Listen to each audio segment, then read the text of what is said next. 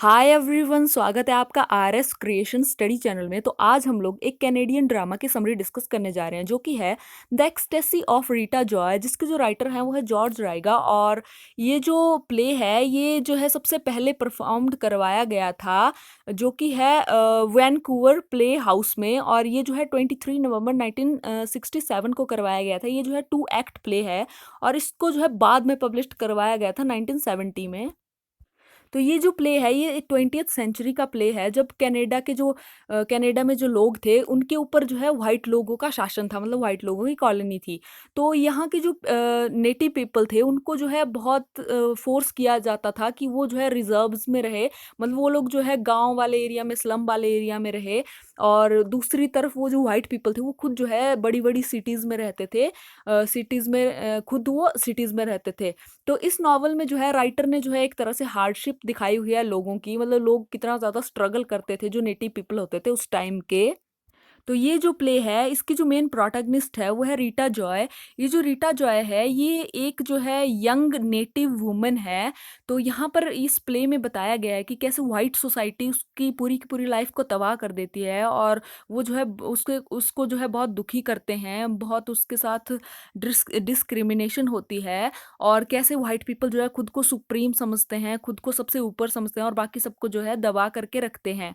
तो ये जो कहानी है ये है रीटा जॉय की। ये जो रीटा जॉय है, ये जो प्ले का ओपनिंग सीन है वो यहाँ से स्टार्ट होता है कि रीटा जॉय एक कोर्ट रूम में खड़ी हुई है एक जज के सामने। और इसको जो है इसका जो है केस चला हुआ है, इसको जो है सजा सुनाई जा रही है।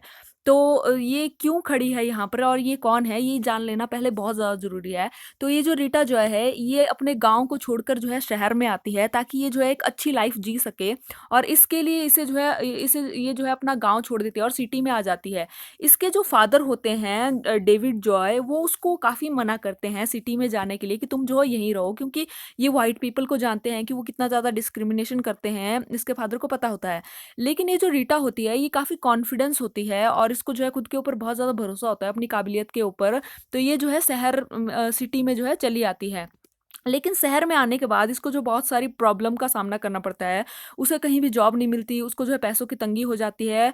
और एक दिन क्या होता है इसके साथ, एक व्यक्ति इसको जो है पैसे दे देता है और मतलब जानबूझ करके इसकी पॉकेट में डाल देता है और ये भी वाइट पीपल होता है। तो जब ये मतलब रीटा को जो है बहुत ज़्यादा ज़रूरत होती है पैसों की, तो ये जो है इन पैसों को ले लेती है क्योंकि इसे बहुत ज़्यादा प्रॉब्लम चली होती है लाइफ में, इसके पास ज़रा भी पैसे नहीं होते। लेकिन ये जो व्यक्ति होता है ये असल में एक जो है पुलिस वाला होता है जिसने नॉर्मल कपड़े पहने होते हैं। तो ये जो है जब जैसे ही रीटा पैसे ले लेती है तभी ये इस रीटा को पता चलता है कि ये जो व्यक्ति है पुलिस वाला है और ये इसके ऊपर इल्ज़ाम लगाता है कि तुम जो हो एक प्रोस्टिट्यूट हो और प्रोस्टिट्यूट का काम करते हो इसलिए तुमने पैसे लिए। और ये इसको जो है रीटा को अरेस्ट कर लेता है। तो ये जो रीटा है इसको बहुत समझाने की कोशिश करती है कि तुम्हें कोई गलतफहमी हो गई है, लेकिन ये जो व्यक्ति है इसकी एक नहीं सुनता है। तो अब जो है रीटा जो है रीटा को कोर्ट रूम में पेश किया जाता है और रीटा का ट्रायल चला होता है। और यहाँ पर ये जो ट्रायल चला होता है यहाँ पर रीटा बहुत बार मना करती है कि अपनी सफाई देने की कोशिश करती है, लेकिन इसकी कोई नहीं सुनता। तो अब जो है मैजिस्ट्रेट यहाँ पर आ जाते हैं और जैसे ही ये रीटा को देखते हैं तो इनको जो है एक लड़की की याद आ जाती है जिनको इन्होंने एक सड़क के किनारे देखा होता है, जो कि पुअर होती है, इसकी की तरह मासूम होती है, उसने जो पुराने फटे कपड़े पहने होते हैं। तो यहाँ पर इसको देख करके जब इस लड़की की याद आती है तो यहाँ पर मैजिस्ट्रेट का दिल जो है थोड़ा सा नरम हो जाता है इस रीटा की तरफ और ये सोचते हैं कि मुझे इसकी मदद करनी चाहिए। लेकिन फिर एकदम से पता नहीं मैजिस्ट्रेट को क्या होता है कि ये जो है फिर से सोचने लग जाते हैं कि नहीं, मैं एक मैजिस्ट्रेट हूँ और मुझे भावनाओं में बह कर के फैसले नहीं लेने चाहिए और जो सही होगा और गलत होगा मैं उसी हिसाब से फैसला लूंगा और सबूतों के आधार के ऊपर फैसला लूंगा। तो अब जो है इनका दिल फिर से थोड़ा कठोर हो जाता है और इसके बाद जो है ट्रायल रूम में खड़ी रीटा जो है बहुत कंफ्यूज सी दिखती है। और जैसे इसके इससे जो है क्वेश्चंस किए जाते हैं रीटा से, तो ये जो है मतलब उनके कुछ अजीब से आंसर्स देती है। जैसे इससे अगर क्वेश्चन किया जाए तो ये कहते हैं कि आई एम हंग्री, क्योंकि इसने बहुत दिनों से खाना नहीं खाया होता, तो इसका थोड़ा साइकोलॉजिकली थोड़ी सी हिल गई होती है। तो इसके बाद ये जो जज है ये बहुत ज़्यादा अनॉय हो जाते हैं, इससे बहुत ज़्यादा चिढ़ जाते हैं क्योंकि ये बहुत डिफरेंट वे में आंसर्स दे रही होती है। और जज क्योंकि ये एक वाइट पीपल होते हैं तो ये भी जो है थोड़ी देर के बाद इसके बारे में केयर करना बंद कर देते हैं। इनको लगता है कि अब तो मैं इसको फैसला दिखा के रहूंगा, क्योंकि इनको इनको भी थोड़ी पैट्रियटिज्म की भावना आ जाती है। और ये जो रीटा है ये यहाँ पर कोर्ट रूम में खड़े खड़े इसको जो है फ्लैशबैक आ रहे होते हैं, पुरानी ब्यूटीफुल यादें, अपनी ब्यूटीफुल ब्यूटीफुल मेमोरीज को याद कर रही होती है। और सबसे पहले इसको जो है जेमी पॉल के बारे में सोचती है। जेमी पॉल इसका फ्रेंड होता है, जो ये दोनों होते हैं ना रिजर्व में साथ में पले बड़े होते हैं, गाँव में एक साथ पले बड़े होते हैं, एक साथ रहे होते हैं, तो काफ़ी अच्छे फ्रेंड्स होते हैं। उसके बारे में सोचती है।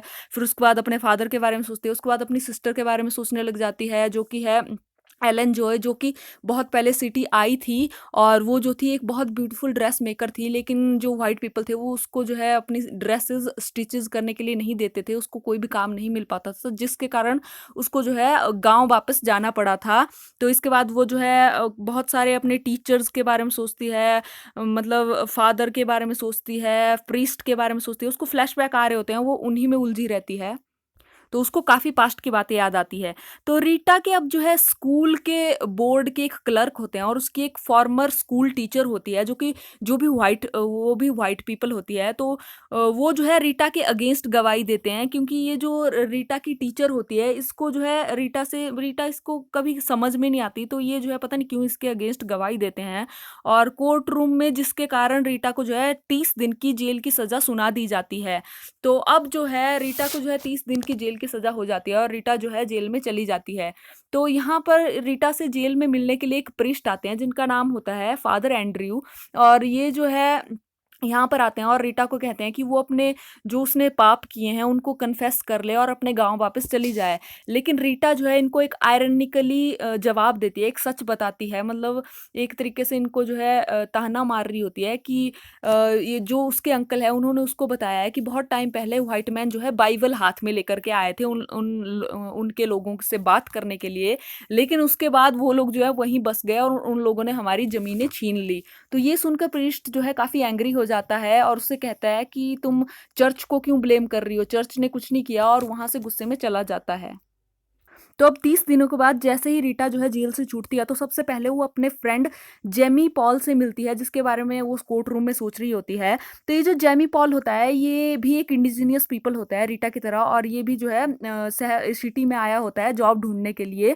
ये जो है सिंगर बनना चाहता था, लेकिन इसको जो है मतलब इतने ज़्यादा अपॉर्चुनिटीज़ नहीं मिलती हैं इंडिजीनियस पीपल को, तो उसके कारण ये जो है कारपेंटर बन जाता है। और इसको जॉब जो है मिल भी जाती है, बट कुछ दिनों के बाद ये अपनी जॉब खो देता है और ड्रिंक करना स्टार्ट कर देता है। तो अब इसके पास जो है कोई जॉब नहीं होती, अब इनके पास कोई मनी नहीं होती, कोई रहने के लिए जगह नहीं होती इन दोनों के पास। तो अब इन दोनों को जो है समझ में नहीं आता क्या करें, तो ये दोनों क्या करते हैं, एक मतलब जो शेल्टर है वो ढूंढने चले जाते हैं और शेल्टर ढूंढते हैं खुद के लिए। तो अब इन दोनों को जो है मिस्टर होमर का जो शेल्टर है वो मिल जाता है। ये जो है एक सोशल वर्क करते हैं और इंडिजीनियस पीपल की लोगों की मतलब हेल्प करते हैं। तो ये दोनों, इनको जो है यहाँ पर फूड मिल जाता है, कपड़े मिल जाते हैं, तो ये दोनों काफ़ी खुश हो जाते हैं। और ये जो होमर की नज़र जो है ये जो है रीटा के ऊपर पड़ती है, और जैसे ही होमर रीटा को देखता है, रीटा को बहुत कुछ सुना देता है, उसको प्रोस्टिट्यूट बोलता है, हॉर बोलता है, पता नहीं क्या क्या बोलता है। और ये जो जेमी होता है इससे ये सहन नहीं होता, और इसको जो है बहुत ज़्यादा गुस्सा आ जाता है, और वो जो है ये जो मिस्टर होमर होता है इसके ऊपर अटैक कर देता है। क्योंकि ये जो है जो जेमी है ये बहुत ज़्यादा स्ट्रॉन्ग कैरेक्टर है रीटा की तरह, ये भी फाइट बैक करता है, अपने अधिकारों के लिए लड़ता है, और कहता है कि मैं किसी में बिलीव नहीं करता हूँ, ना कि किसी प्रीस्ट में और गवर्नमेंट में, क्योंकि प्रीस्ट और गवर्नमेंट हमारा जो दर्द है वो नहीं समझ सकते हैं। तो इसी कारण से जो है रीटा और जेमी को जो है फिर से जो है मैजिस्ट्रेट के सामने पेश किया जाता है, और यहाँ पर जज फिर से इस बार जो है ये जो जेमी है इसको जो है 30 दिनों की सज़ा सुनाई जाती है।